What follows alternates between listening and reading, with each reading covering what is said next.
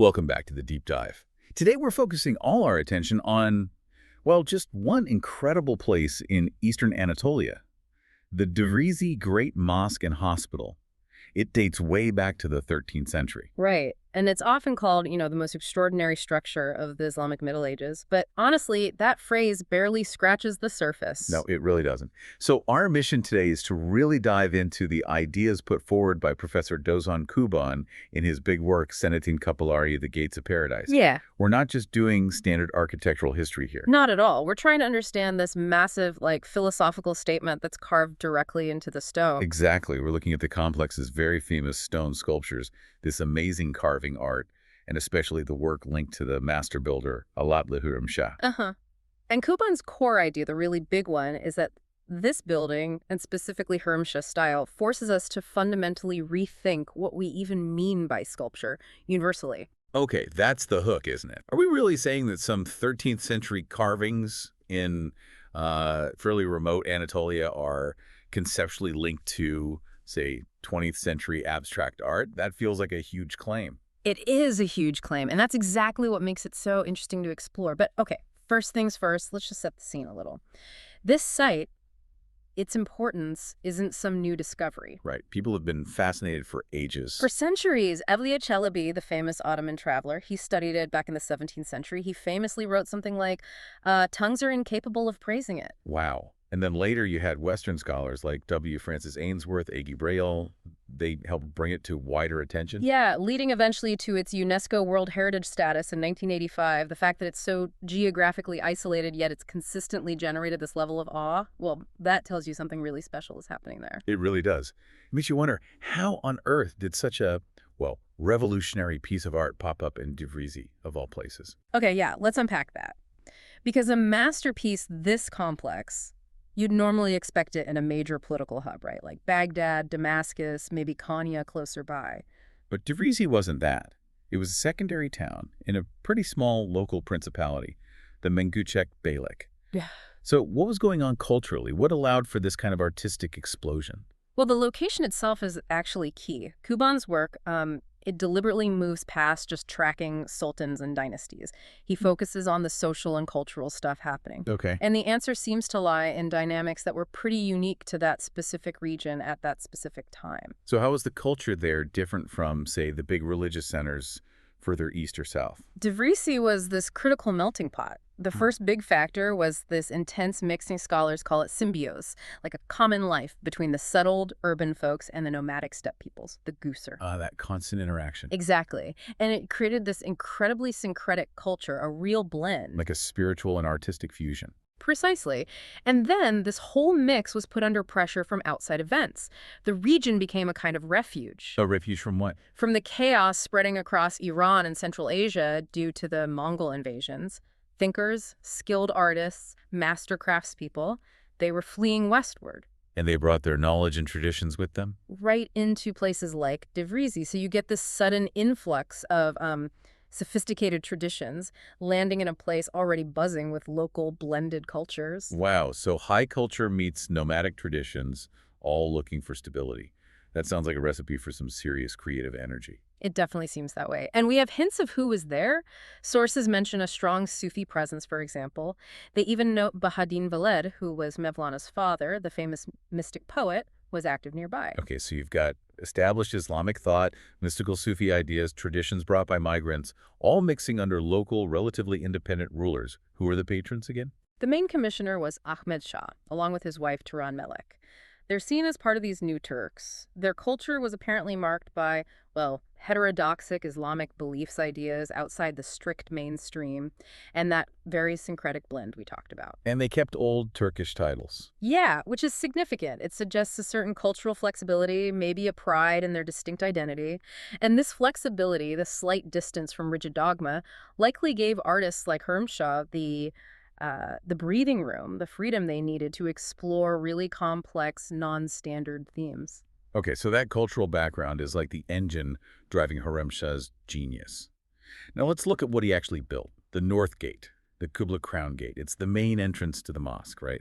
and everyone agrees it's the masterpiece. Oh, absolutely. This is where Hürremşah's style just explodes onto the scene. It's unprecedented. He didn't just decorate the gate. He treated it like a giant three-dimensional abstract sculpture. He's presented as the master who turned, well, a flat doorway into pure Divriği sculpture. That's the idea. When you see pictures, it almost looks alive, like it's rippling or flowing out from the wall. It's not just surface carving. So what did he reject? What makes it so different? He completely breaks with the expected hierarchy of architecture and decoration.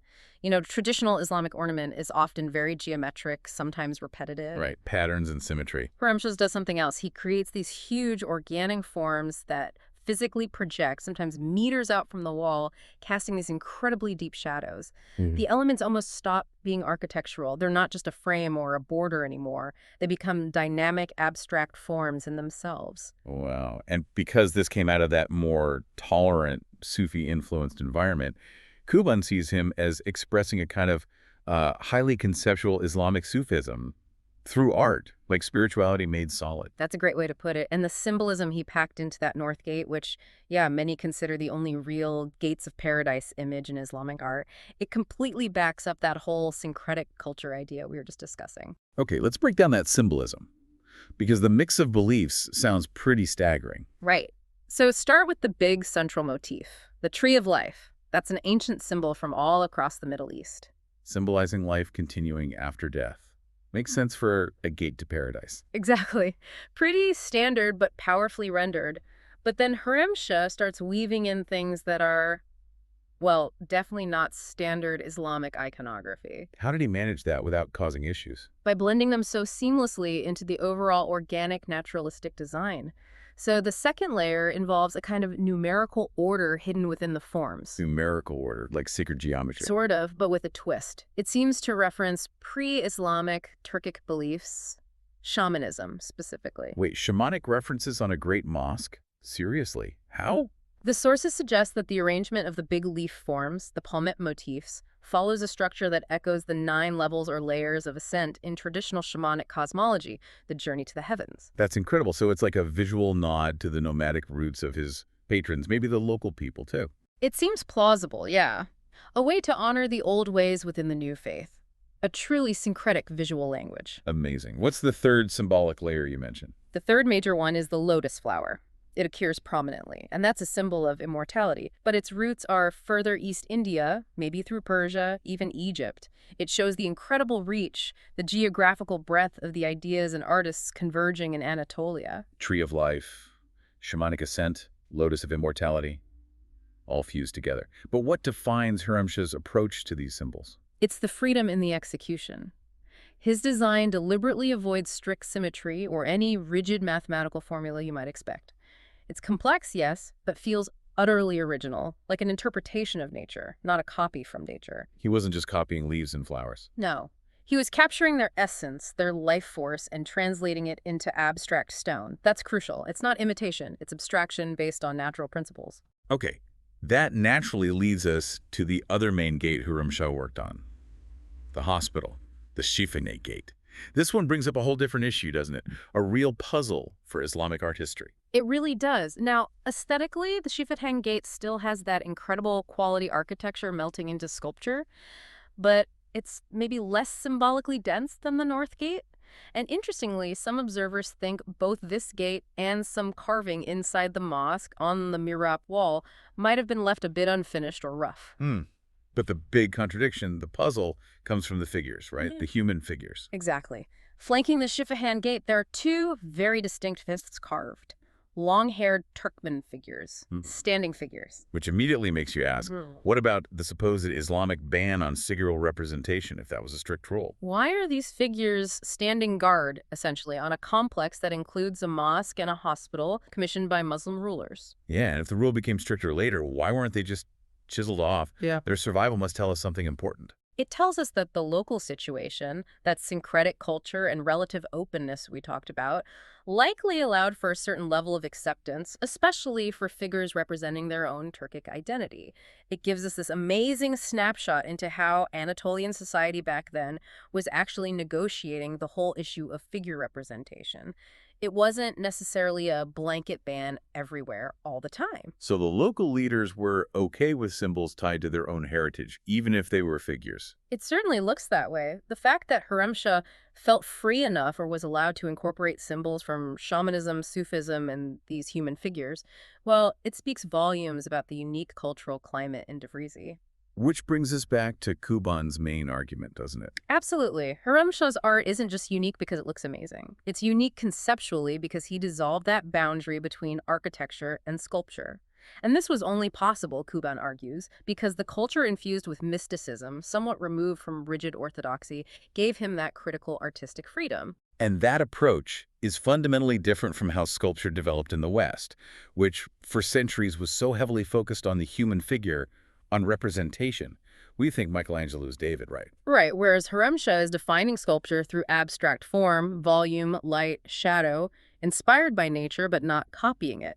And this is why Kuban makes that really bold comparison to drive the point home. The connection to Antonio Gaudi. Yeah. That parallel is just, it stops you in your tracks. It does. Kuban points to Gaudi, the great Art Nouveau architect in Spain, working centuries later in the 20th century. Gaudi's work, like the Sagrada Familia, Is also deeply inspired by nature, by natural forms. exactly. But crucially, like Hürremşah, Gaudi wasn't just copying nature. He wasn't making stone trees or plaster shells. He was taking the principles of natural forms, how things branch, how they spiral, their underlying geometry, and translating them into completely original, abstract architectural language. It's the same conceptual leap, isn't it? Refusing imitation, choosing abstraction inspired by nature's logic. It is. Separated by nearly 700 years and thousands of miles.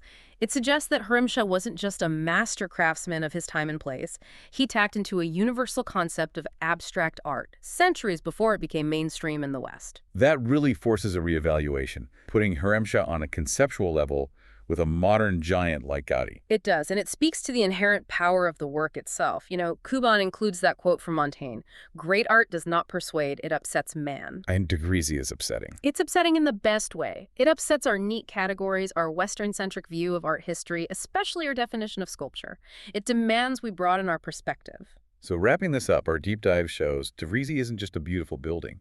It's a true cultural and artistic outlier. It's abstract sculptures packed with this incredibly complex mix of symbols, shamanic, Sufi, Islamic. They challenge our whole understanding of medieval art, Islamic art, and what sculpture itself can be. And that challenge remains relevant today. The source material points out that even now it's difficult to build a truly cross-cultural critical perspective in the West, one that fully integrates and understands traditions from the East, from the Islamic world, on their own terms. We're still sometimes trying to fit non-Western genius into Western boxes. Pretty much. We might be using the wrong tools, the wrong conceptual frameworks to appreciate what's really going on. Which leaves us with a big question for you, listening. If the gates of paradise at Divriği, created by this genius Hürremşah all those centuries ago, can maybe only be fully grasped using ideas from 20th century abstract art?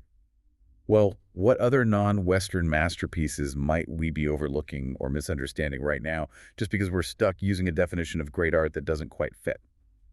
Something to think about.